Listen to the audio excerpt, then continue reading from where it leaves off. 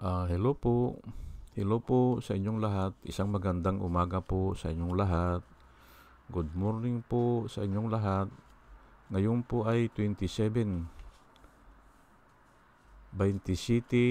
ng August 27, 2024. At ang oras po dito sa Los Angeles, California ay 6:30 ng umaga. Martis at maganda ang araw, maliwanag. Kaninang umaga po ay paggising ko ay ang dami pong magagandang balita o mainit talaga na balita. Opo. Katulad yung binabarina na daw o binubungkal na yung pinagtataguan ni Kibuloy. Tapos ngayon mayroon ding lumabas na may TRO daw. Ay tatalakayin pong natin yan. Siguro baka mamayang gabi. Mag-vlog ako mamayang gabi. At saka yung si Sara Duterte ay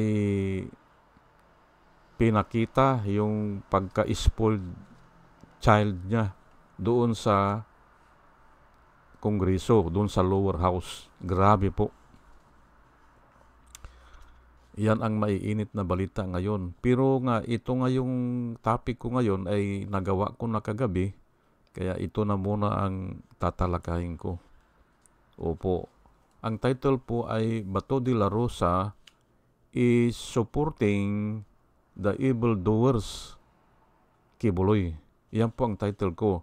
Bato de la Rosa is supporting the evildoers Kibuloy. Ay bakit? Ay ito nga po ang reason ko, mga kababayan, mga minamahal. Ito po magpapatawag daw siya ng hearing sa Senado patungkol dyan sa paglusob ng mga kapulisan natin dyan sa compound ni Kibuloy.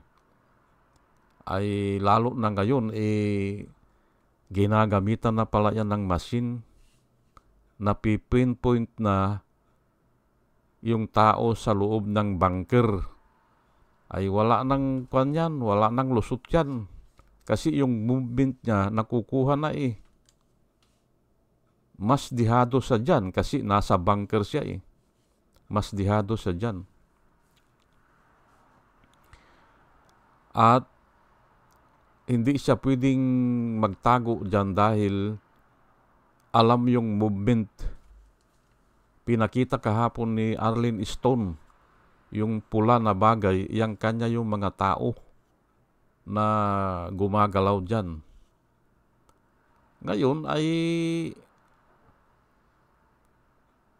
ang sabi pa ni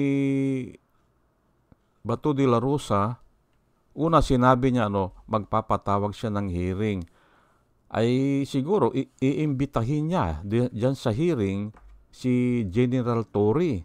Ay kung ako si General Torre ay hindi ako aalis diyan, hindi ko aalisan yan. Lalo na kung ganyan may machine na palagay ko nahiram natin yan sa USA. Na ginagamit nila ngayon At ang alam ko pa niyan, pwede ring mapakinggan yung may machine po ang Amerika na pwedeng mapakinggan yung nag-uusap doon sa loob ng bunker. Opo, mayroon pang ganyan. Aywan ko kung ano ang gagawin nila. Dinidikitan nila siguro ng mga transmitter o kung anong gadget yan. Napapakinggan nila ang pag-uusap. Ay ikikwento ko lang po sa inyo nang mabilisan po si Muammar Gaddafi nagsasalita siya doon sa 70 convoy vehicle Nagsasalita siya doon. Isa siya doon sa, nakasakay siya doon sa 70 na vehicle na convoy. Napakinggan niya ng Allied Forces eh. Kinonfirm na boses niya yun. Ay nagpalipad agad ng 2 missile galing sa barko. 2 missile ang pinalipad agad. Kasi na-confirm nila na andun sa convoy na 70 vehicle si Muammar Gaddafi. Ano ang ginawa? Yung unang missile, pinasabog dun sa hulihan ng convoy 5 ata na vehicle ang nawasak. Nasunog. Yung pangalawang missile ay doon pinatama sa unahan. 12 ata na vehicle ang nawasak. Nasunog. Ay takbuhan na yung mga kwan niya. Ay kahit anong tapang mo naman kahit na napakatapang mong tao ay kung missile ang kalaban mo, hindi ba? At doon iniwan na si Kibuloy ng mga security men niya. Iniwan na at si Kibuloy ngayon nagtago na lang sa Imburnal. Doon siya kinuha ng mga tao. Doon sa Imburnal. Kaya nga maalala ko na si Saddam Hussein ganun din. Nagtago din yan sa bunker Opo. Ganyan din kadami ang nag-operate. 3,000 men ata ang ginamit doon kay Saddam Hussein. 3,000 men. Pero kumplito. May Navy SEAL, may yung Delta Force ng Army at saka may Air Force. Nakuha siya. Sa bunker din. Parang ang nabasa ko noon ay parang kubita na binabaliwala nila. Yung kubita. Ngayon ay paalis na sila, hindi maniwala yung commander Putris kanya, nag-abala tayo dito, andyan lang yan, halughugin ulit. Ayun, may kubita na parang sira-sira na, yun, doon nagtatago. Nilagyan ng speaker pasasabugin namin ito, sabi ng speaker, doon sa kubita. Ay lumabas siya, ay kasi standard procedure pala nila yan. Nilalagyan ng granada. Ay kung naandun ka, ay patay ka, lumabas siya. Ako ito, sabi niya, ako ito, si Saddam Hussein ito. Nahuli siya. Kaya palagay ko, hindi natatantanan yan kasi namomonitor na nila na may tao doon sa loob ng bunker. At palagay ko ang nag-ooperate niyan kasi may mga nakatakip po na mga pulis, nakatakip ang mukha. Palagay ko mga Amerikano din ang nag-ooperate dyan Opo, nung machine. Kasi very sophisticated po yan. At malamang yan, mayroon ding sa itaas yan, sa satellite. Namomonitor din nila yan. Ganyan po pag magtrabaho ang Amerika. Opo.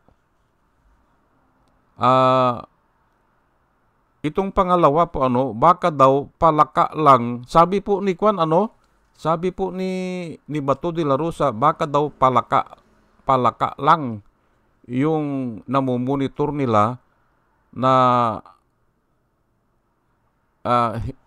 yung parang pulso ng tao o heartbeat o kaya ay yung init ng tao. Nakikita nila yung init ng tao doon sa tunnel o doon sa bunker. Ako naniniwala ako doon yung init ng tao at gumagalaw yan. Ay ano yun? Adi yung init ng tao yan pag naglalakad o nagtatransfer, ganun po yan. Ngayon, ang sabi ni Bato de la Rosa, baka daw palaka. Nasa YouTube po yan. Panoorin nyo, baka daw palaka. ay nagtatanga-tangahan ito o tanga na ito. Bakit? Ang palaka po ay cold-blooded yan. Kahit na elementary alam yan o high school, cold-blooded po ang palaka. Katulad po ng ahas, cold-blooded yan. Ang dugo nila o ang katawan nila o pwede silang mabuhay sa yung by means of the heat of the environment. Magkakuan lang sila, magkaparihas. Kaya cold-blooded ang tawag sa kanila. Ang tao hindi po, warm-blooded po. At yung mga daga, ganyan, warm-blooded yan. May temperature talaga. At yun ang nakukuha ng machine. At hindi po daga yan, hindi daga kasi maliit lang ang temperature ng daga. O ang puso ng daga, maliit lang. Yang machine na yan, talagang accurate yan para sa human heat. Ganun po yan. Aywan ko kung nagtatanga-tangahan lang ito si Bato de la Rosa na baka daw palaka yung nakikita nila. Ay cold-blooded nga ang palaka eh. Hindi ba? Nililito lang niya ang mga tao. Ayan po pero bago ako magtuloy-tuloy ay nais ko munang pasalamatan po yung mga natin, mga subscriber po natin. Ito po sila first batch po ito. Mga first batch po si Rosana Narumi ng Japan, salamat po sa inyong lahat.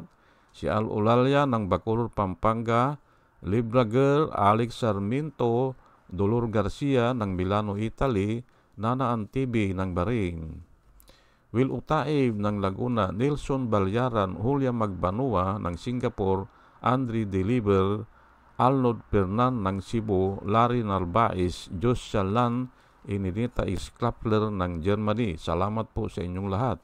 Ben Puno, Leti Peralta ng Mamburao Occidental, Mindoro, Maribel Baligat Culio, Quertiquio, Juna M, Rinaldo Abintino, Mel Herrera ng Ibaston, Illinois, Ernesto Aborque, Pleaser Eduarte, Hias Bin San Juan, Roman Di Paz, Mary Grace Santos, Pacmando, John Cabrera, Luwin Sigako, Ike Maglasang, Linda Trasmonte, Linda Walton, Sasha Andigwid, Lini Bungat, Agripino C, Eduardo Gonzales ng Singapore, Bumble D, Juana Duco, Ernesto Honrado, Josephine Lucas, Bert Abogado, Dimitrio Pascual, Soledad de Maculangan, Brenda Martin, CJ Torrio, Melchor Tolentino, Brother Pacamara, Manuel Lim, Danilo Magno, Lawrence Alendayo, Edelberto Infante, Bus Reyes, Paul Vincent Lim, Sonny Gaya, Rupino Baldos, Betty Velasco, William Eli, John DeCinco, Victorino Repran, Norman Nabatar, Bonifacio Avila, Danilo Magno, Carl Alman, Salvi Ibanez, Domus Ticton, Tibtib Mercado, Bernadette Francisco, Yoser P.O., Cyril Andres, Hermihenil Dugardi, Rubin Delpin, Mama Gina, Lance Sumintag, Leonardo Asibis, at saka si Jose Tosi. Salamat po sa inyong lahat.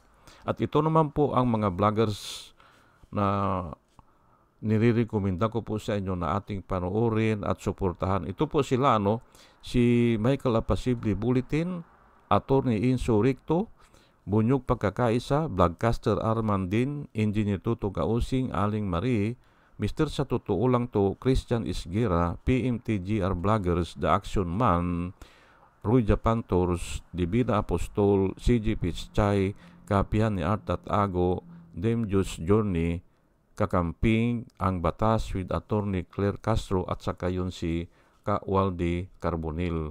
Ugaliin po natin na makinig sa kanila at nakikita ko po na yung mga advocacy nila ay para po sa bayan. Sige po, at tayo po ay tuloy-tuloy na sa ating topic. Bato de la Rosa po ay is supporting the evildoers kibuloy. Ayan nga po ano. Ngayon ay kanina sinabi ko na maraming mainit na balita ano, yung yung isa kanina, yung restraining order, at tatalakayin ko siguro mamayang gabi. Magkakaroon ako ng mamayang gabi. Additional ano kasi tuwing umaga lang ako pero pagdating ko alas 6, alas 7 siguro baka mag-vlog na ako. Mali po yan, yung restraining order na yan. Bakit? Ay hindi naman pinakinggan yung side ng PNP. Mali yan. Ang korte po, ang primary function ng korte ay yung due process nga. Ang ibig sabihin ng due process ay hear first before you decide or before you judge. Pakinggan mo muna Ay, wari naman i-decide mo na ihinto na yan na hindi mo pinakikinggan ang side ng PNP. Tinatawagan ko po yung judge na pumirma dyan. RTC judge ata ng kwan yan, ng Davao City. Kailangan pakinggan mo ang both side at yan sa restraining order na yan, usually 2 to 3 days yan bago ka mag-issue ng ganyan. Opo. Pero ang talagang purpose ng court ay pakinggan muna ang both side. Maalala ko yung ginawa ni Corona noon hindi ba? Nag-issue din siya ng restraining order nung binigyan ni Dilima na kwan ata na hindi makakaalis si Gloria Macapagal Arroyo. Hold departure order ata. Binigyan naman ni Corona ng ng restraining order. Ay mali kako yan. Bakit si Corona Supreme Court Justice ganyan ang gagawin niya na hindi niya pinakikinggan ang side ni Dilima. Na-impeach si Kwan ay dahil dun sa ginawa niya ay simple gusto ng taong bayan hindi makalabas si Kwan hindi makalabas kasi ang pira niyan nasa ibang bansa na ang gusto ng taong bayan panagutin si Macapagal Arroyo, si Gloria Macapagal Arroyo. Tapos itong Supreme Court Justice na si Corona ay binigyan niya agad ng restraining order. Mali yan. Kailangan, may complaint dito. Sagutan mo muna yan, Dilima. 2 araw yan. Magpalitan sila ng sagot. Tapos, mag-issue siya ng restraining order. Decision po yan Bago ka mag-decide, kailangan mayroong hearing. Hear first before verdict. Ganyan po ang prinsipyo ng mga judges o ng mga hurado o ng korte natin. Ayan nga, hudikatura. Pambira itong judge na ito, hindi ba? Patungkol naman dito si Sara Duterte naman ay nagsalita dyan sa Kongreso ay talagang hindi lang binastos kung talagang ay naku po challenge pa niya at parang ganun sa ginawa ni Morales po na sinabihan niya si Jinggoy na ikaw convicted ka na hindi ba? Ako kaso pa lang parang ganun ganun ang ginawa niya kay Castro na convicted ka na aywan ko kung kidnapping yan o ano yan ay ang problema nga dyan ay ang nag-decide dyan ay yung judge na convicted na pero under appeal po yan, inaapila. Pero para sa akin mali yan na i-convict yan si Castro. Bakit? Hindi naman siya nakinabang Pinasakay lang niya sa sasakyan niya o tinulungan niya pero hindi siya nakilabang at saka may request. Ni-request siya, natulungan sila. Tumulong siya. Ay bakit kakasuhan siya ng kidnapping? Kung may ransom yan, pwede pa. Hindi ba? Kaya nga magkasama yan kidnap for ransom, hindi ba? Kung humingi siya ng pira na bayaran muna siya bago niya i-release, ayan, kidnapping yan. Ayan, wala naman siyang pakinabang eh. At saka isa pa, ang sabi nung judge, doon ako natatawa eh. Ang sabi nung judge, dahil daw baka tamaan ng bala yung mga bata. Abay, bakit ka magdi-decide sa baka o sa iniisip mo lang na tatamaan ng bala silang lahat?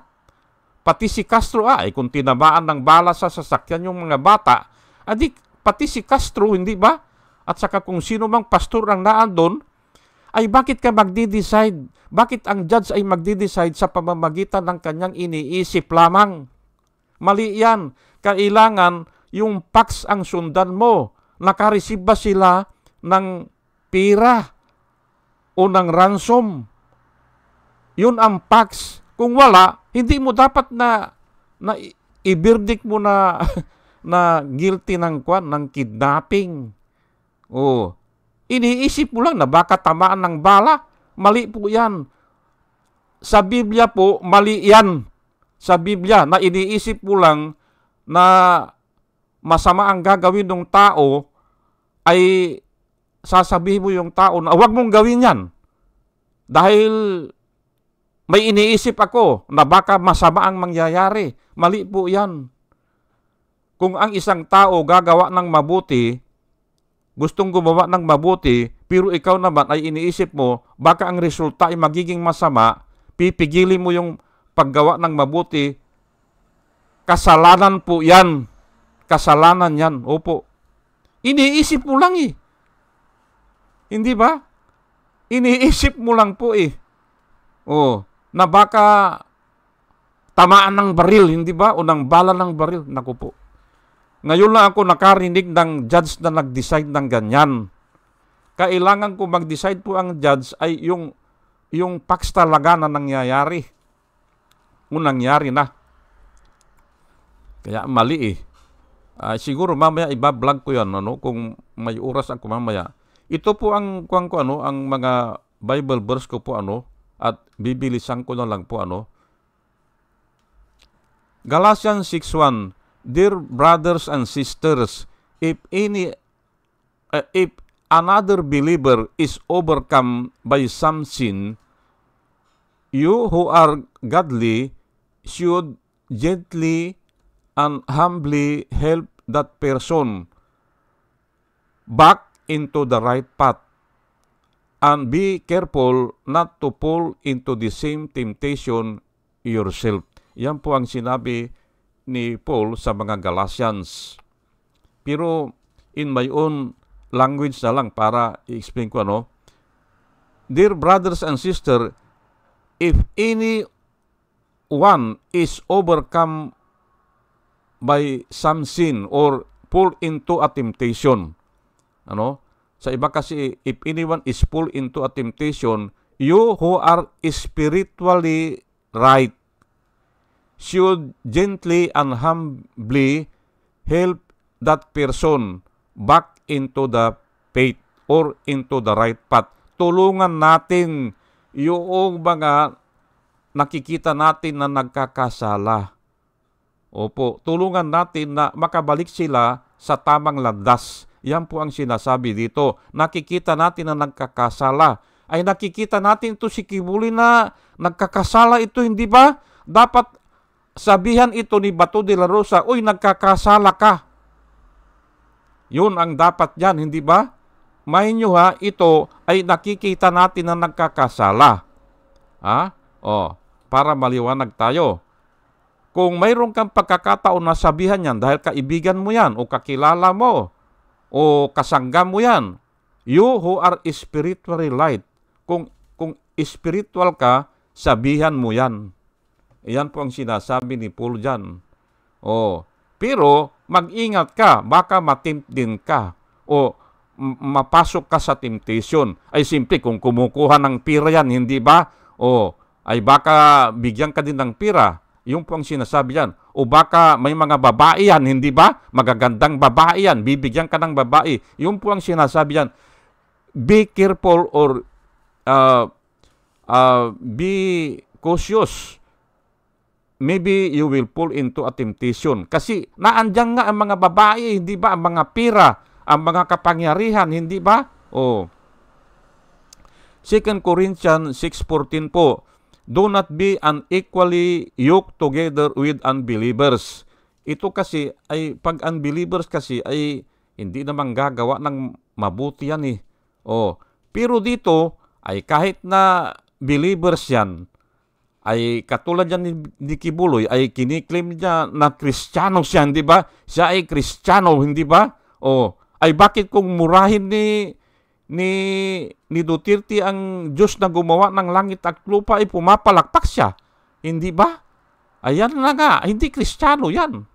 Oh, sasabihin pa ng mga members niya ay ibang Diyos ang ang tinatalakay. Hindi ang tinatalakay doon ay yung gumawa ng langit at lupa. Iisa lang yan.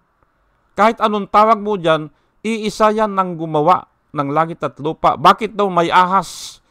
Sabi niya, oh, bakit daw may ahas? Bakit nagkaroon ng ahas? Oh, do not be unequally yoked together with unbelievers. For what fellowship has righteousness with lawlessness? Oh, maliwanag po yan, hindi ba? Ano ang pagsasabahan ng isang righteous at saka isang pusakal, hindi ba? Saan magsasama yan? Saan magtatagpo yan? Ay simple sa pira yan, Oh, bibigyan ng pira yan eh. Kaya madadamay ka. And what communion has light with darkness? Saan magtatagpo ang liwanag at ang dilim? Saan? Oh, ayan na nga, hindi ba? Yan mga compromise na yan. Opo, dahil may pira, may mga gandang babae, i-offer yan. Ayan po ang ibig kong sabihin.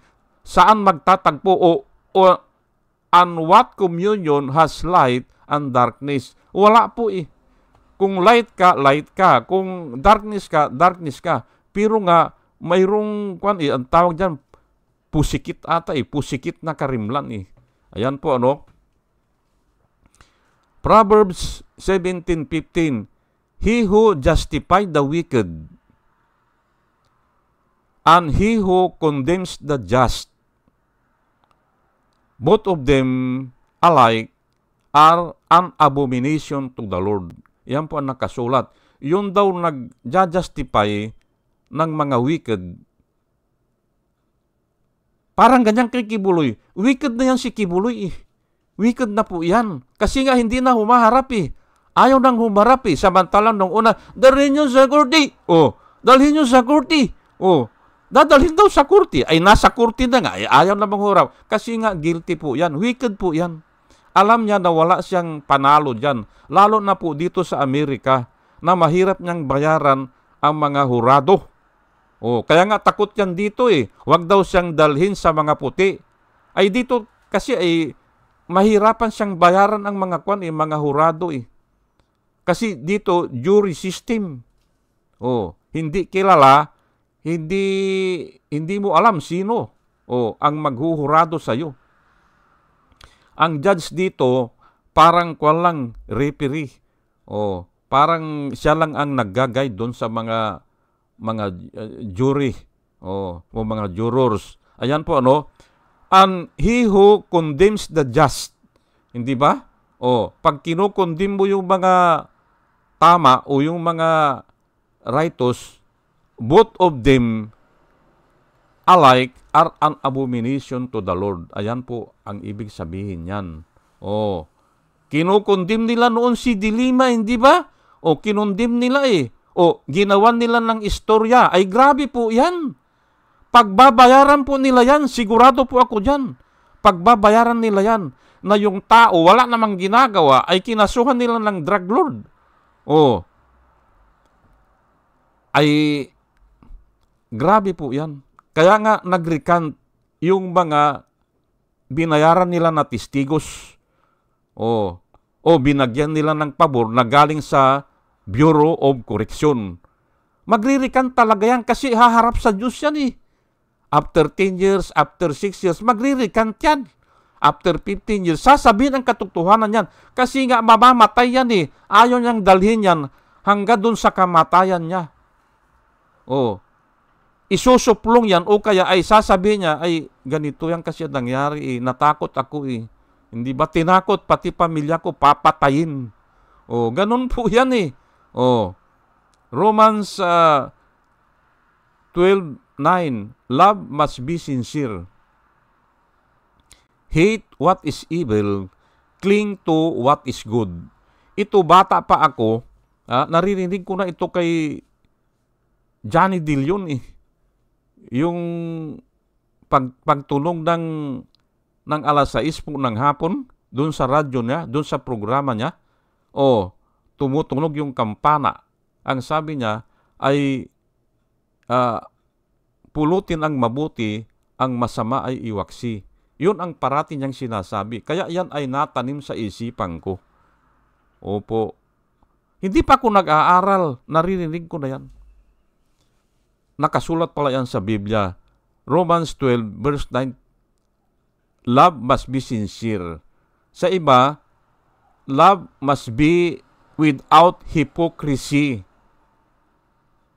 Hate what is evil, cling to what is good. Ayan po, hindi ba?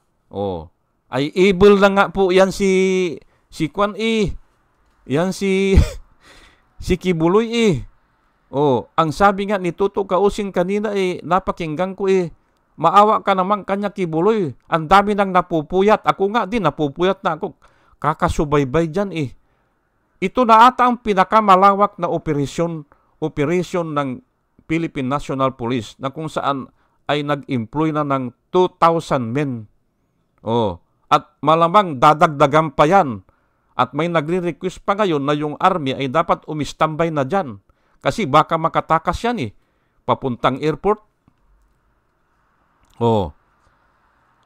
Ito nga ay evil nga hindi ba? Hindi pa ba naiintindihan ni Bato de la Rosa yan? Ang dami nang naapektuhan.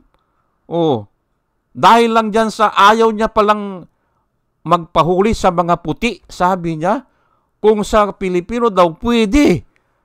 Ay bakit hindi ka huhuli ng puti kung nakaargabyado ka nun doon sa kanila o dito sa amin, pero alam ko hindi na huhulihin ng puti yan. Bakit huhulihin pa yan na yung ari-arian niya ay kukumpiskahin na yan dito, isisikwister na po yan. Opo, yan ang nakikita ko dyan. At tuwang-tuwa po ang mga Amerikano dyan. Kung yung mga properties ni Kibuloy dito sa Amerika, ay wala nang kukuha. Una, ibibigay yan doon sa mga nagreklamo, doon sa mga binulista niya. 1 million, 1 million, 1 million. Yung sobra, kukunin na po ng gobyerno yan. Ayan po. Sige po, at hanggang dito na lang po, at sa aking pong panalangin sa Panginoon, bago ako mag-umpisa, ay pinapadalangin ko po kayo, mga kababayan, mga minamahal, na sana kayo o tayo ay magkaroon ng wisdom na nanggagaling sa Panginoon. At muli, mga kababayan, mga minamahal, muli ay isang magandang umaga po sa inyong lahat at salamat po sa inyong pakikinig. Salamat po ng marami at good morning po sa inyong lahat. Good morning po. Sige po.